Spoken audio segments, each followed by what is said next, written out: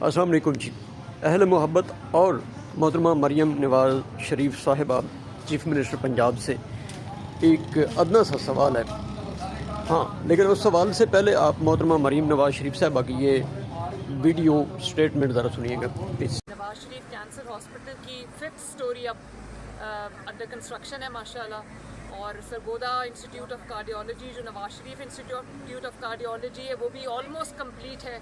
اور پاکستان کا پہلا نواز شریف میڈیکل ڈسٹرکٹ ہم بنانے جا رہے ہیں انشاءاللہ تعالی. اس سال اسپتالوں کا آغاز ہو جائے گا. وہ اسپیشلٹیز جو ابھی نہیں ہے پاکستان کے پاس وہ سب ہاسپٹلس اسپیشلائز ہاسپٹلس بن رہے ہیں. بہت شکریہ میڈم, بہت شکریہ.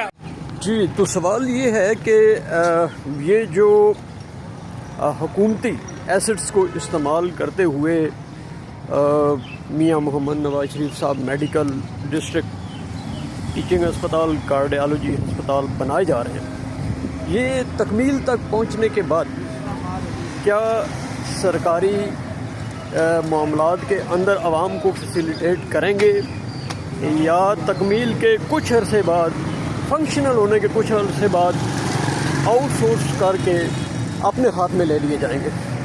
اس سوال کا جواب ضرور دیجیے گا, انتظار رہے گا.